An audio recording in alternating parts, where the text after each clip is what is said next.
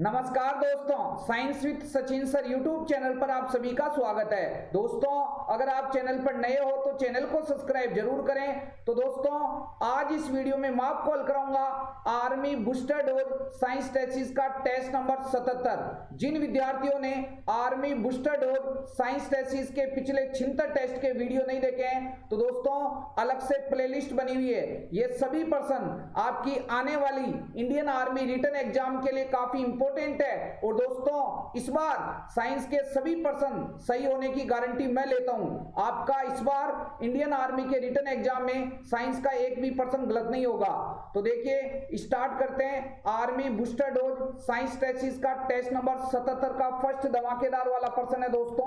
हाँ जी, first person है sucrose प्रचुर मात्रा में पाया जाता है। ऑप्शन देखते हैं, दुग्ध में, संतरा में, गन्ना में और अंगूर में। तो दोस्तों आपको याद रखना है, सुक्रोज प्रचुर मात्रा में किसमें पाया जाता है? गन्ना में। लो जी, तो फर्स्ट का करेक्ट आंसर क्या हो जाएगा? सी हो जाएगा। अब देखिए, एक्स्ट्रा इंपोर्टेंट पर्सन भी याद रखने।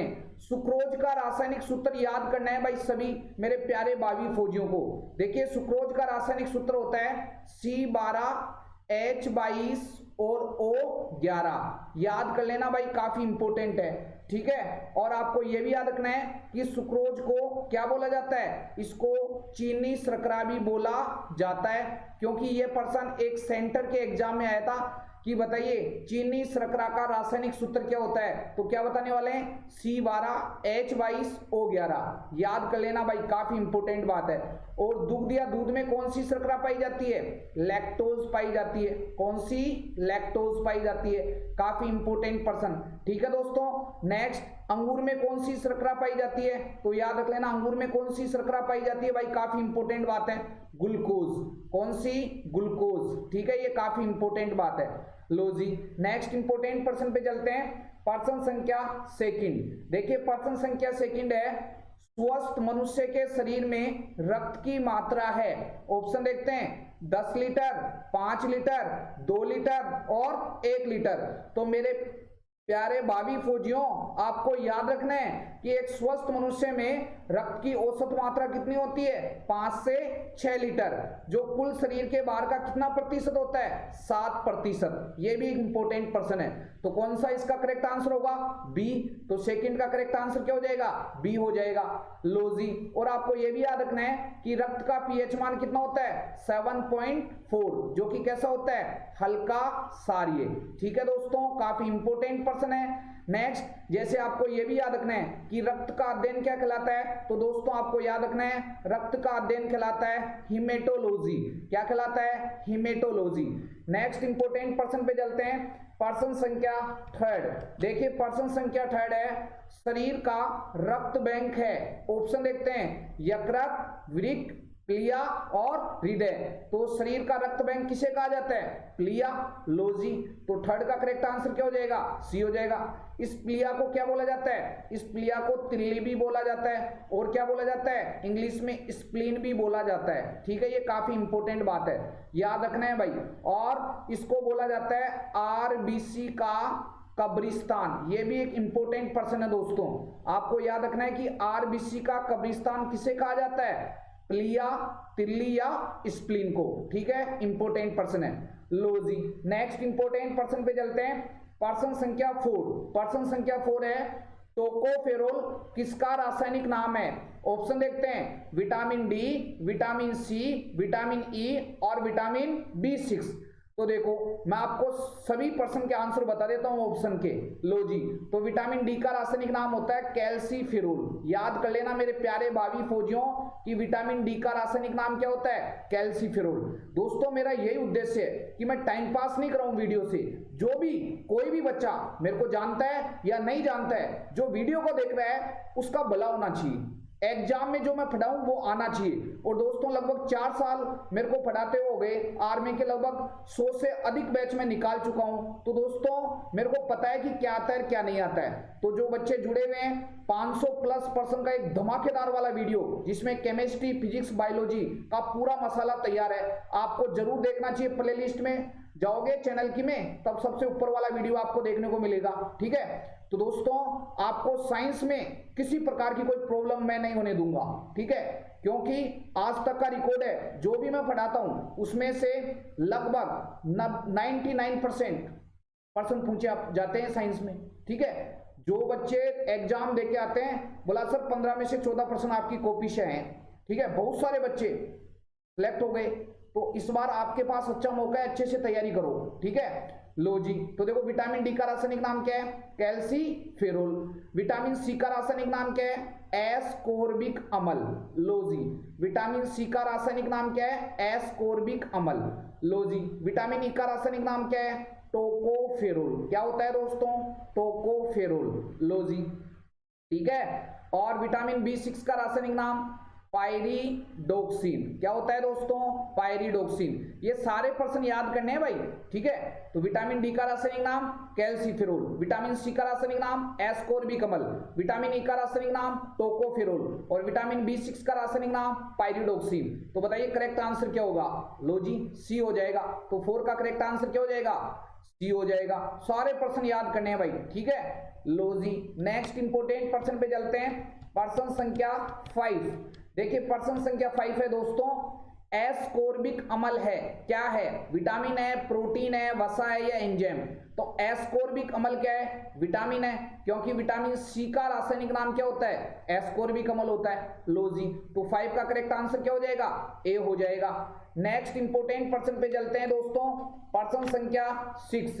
देखिए प्रश्न संख्या 6 है, हाँ जी, देखिए प्रश्न संख्या 6 है, जल में घुलनशील विटामिन है। ऑप्शन देखते हैं, vitamin A D, vitamin C B, vitamin E और के और विटामिन बी और ए। तो देखो इसका करेक्ट आंसर क्या जाएगा? विटामिन सी तथा बी। लो जी, तो 6 का करेक्ट आंसर क्या हो जाएगा? बी हो जाएगा।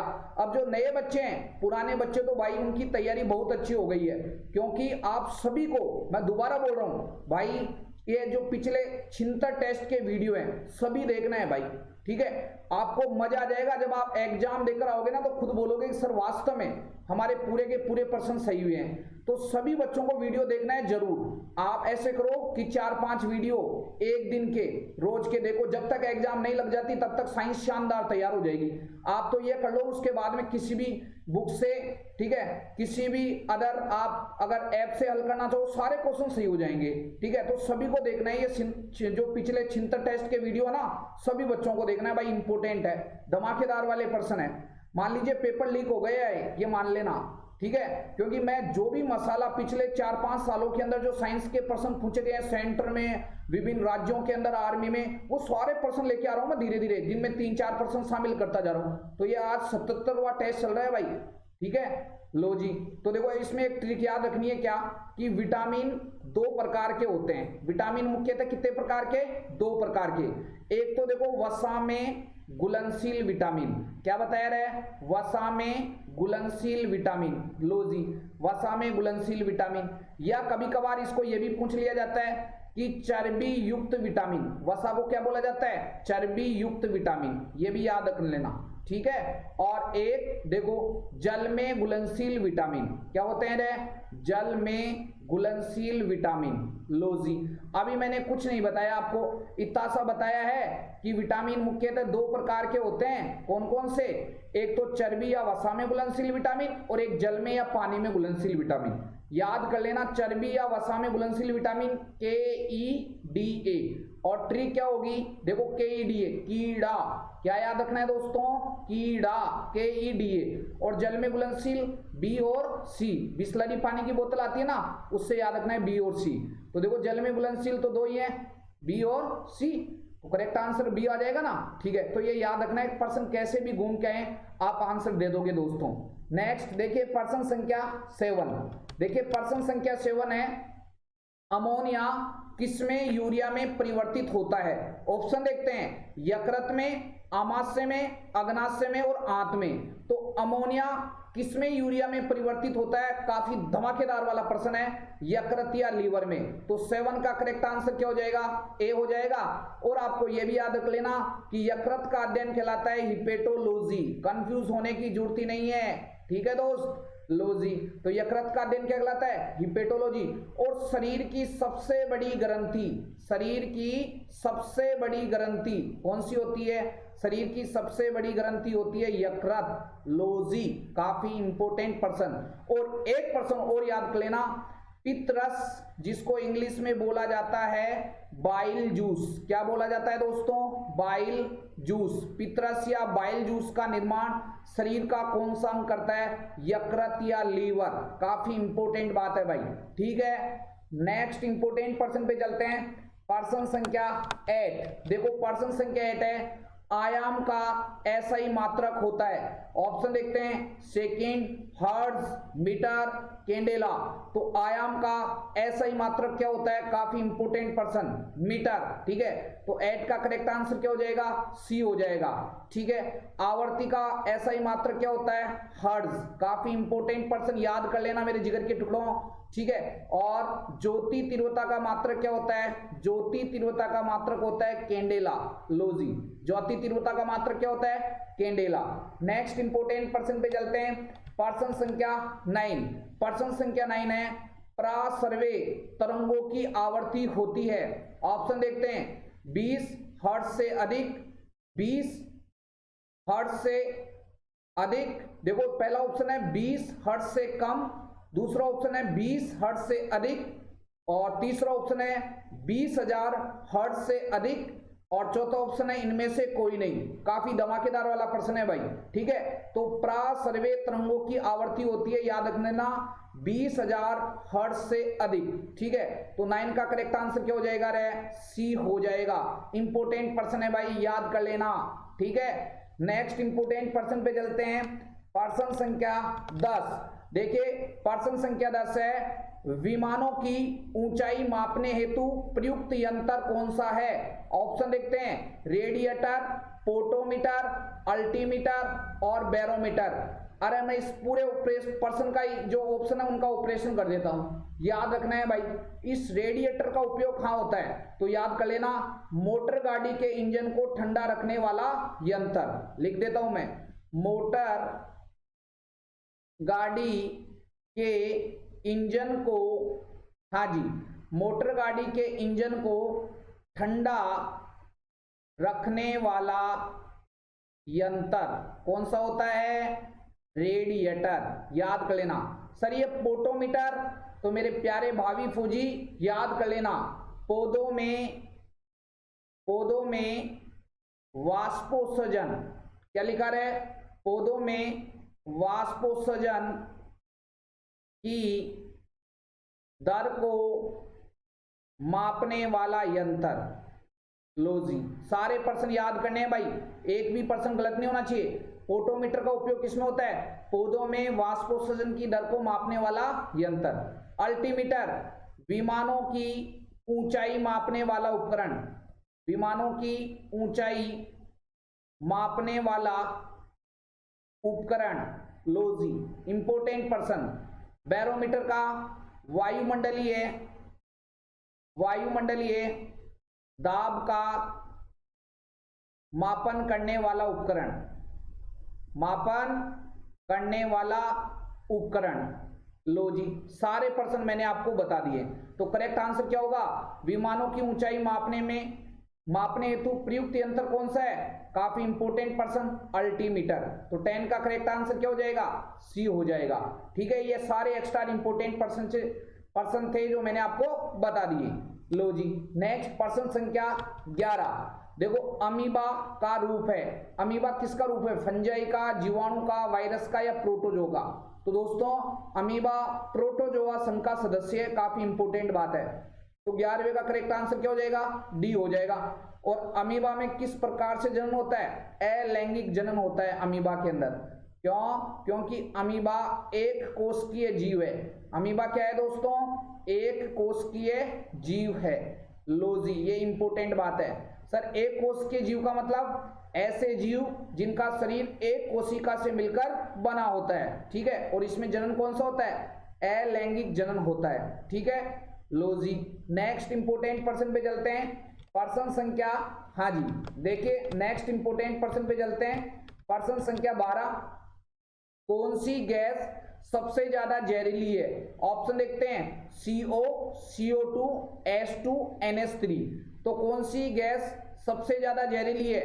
CO, carbon monoxide. ठीक है, तो 12वें का करेक्ट आंसर क्या हो जाएगा? ए हो जाएगा। नेक्स्ट इंपोर्टेंट पर्सन पे चलते हैं, पर्सन संख्या 13। देखो, निम्न में से कौन सा न्यूटन की गति का प्रथम नियम है? ऑप्शन देखते हैं, पेड़ों को हिलाने से फलों का गिरना, चादर को झाड़ने से धूल कणों का अलग होना, भीगे कपड़ों को झाड़ने से पानी की बूंदों का झड़ना, उपयुक्त सभी। तो दोस्तों ये तीनों न्यूटन की गति के प्रथम नियम के ही उदाहरण हैं, तो आंसर आएगा उपयुक्त सभी। लो जी, अब देखो, न्यूटन की गति के प्रथम नियम को बोला जाता है जड़त्व का नियम। क्या बोला जाता है दोस्तों? जड़त्व का नियम। ये प्रश्न भी आपके एग्जाम में पूछा जाता है कि बताइए जड़त्व का नियम न्यूटन की गति का कौन सा नियम है? प्रथम नियम। और ये बोलता है कि अगर कोई वस्तु स्थिर अवस्था में है तो वह स्थिर अवस्था में रहेगी, और अगर कोई वस्तु गतिशील अवस्था में है तो वह गतिशील अवस्था में रहेगी। वस्तु अपनी स्थिति में परिवर्तन का विरोध करती है। वस्तु का यही गुण वस्तु का क्या कहलाता है? जड़त्व कहलाता है। अरे कैसे?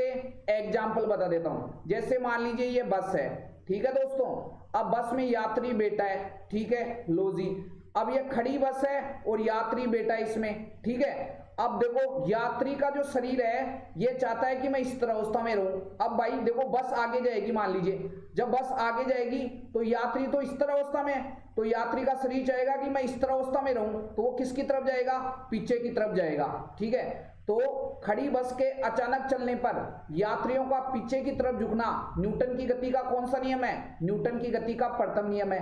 अब देखो दूसरा एग्जाम्पल, कैसे? जैसे चलती बस के अचानक ब्रेक लगते हैं तो यात्री किसकी तरफ जाते हैं? आगे की तरफ। ऐसा क्यों होता है दोस्तों?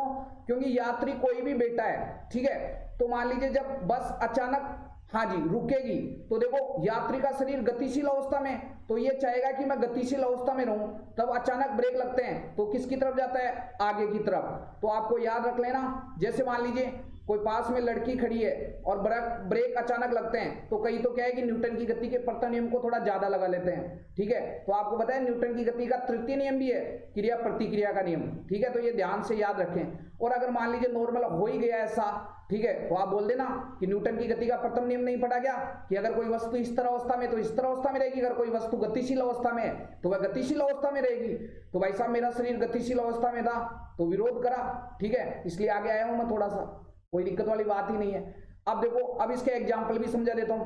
पेड़ों को हिलाने से फलों का गिरना। अरे जैसे मान लीजिए कोई भी पेड़ है, उस पर फल लगे हुए हैं, ठीक है, तो जब आप पेड़ के फलों को या पेड़ से लगे पेड़ को हिलाओगे, आप पहले ये मान लो, आप पेड़ को हिलाओगे तो आपको पता है उसके अंदर जो फल लगे हुए हैं वो फल आपको पता है कि स्थिर अवस्था में, और वो ये चाहते हैं कि हम स्थिर अवस्था में रहें। आपने उसको हिला दिया तो स्थिर अवस्था के कारण वो क्या हो जाएंगे? अलग हो जाएंगे।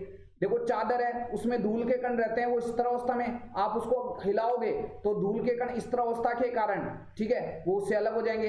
जो भीगे कपड़े हैं उनमें पानी की जो बूंदें होती है वो स्थिर अवस्था में रहती है, जब आप कंबल को या भीगे कपड़ों को हिलाओगे तो वो स्थिर अवस्था के कारण उस भीगे कपड़े से अलग हो जाएगी। तो ये सारे आंसर उपयुक्त सभी हैं, ठीक है, अच्छा है, आ सकता है एग्जाम में। लो जी, पूरा समझा दिया आपको। पर्सन संख्या देखिए, नेक्स्ट पर्सन संख्या 14 है दोस्तों। किलोवाट घंटा किसकी इकाई है? ऑप्शन देखते हैं, शक्ति, कार्य, ऊर्जा, बल। तो किलोवाट घंटा किसकी इकाई है? ऊर्जा की। तो 14वें का करेक्ट आंसर क्या हो जाएगा? सी हो जाएगा। नेक्स्ट इंपोर्टेंट पर्सन पे चलते हैं, पर्सन संख्या 15। देखिए पर्सन संख्या 15 है, निम्नलिखित में से कौन सा एक मिश्रण है? ऑप्शन देखते हैं, चांदी, हवा, अल्कोहल और चीनी। तो देखो कौन सा मिश्रण है? हवा। लो जी, तो 15वें का करेक्ट आंसर क्या हो जाएगा? बी हो जाएगा।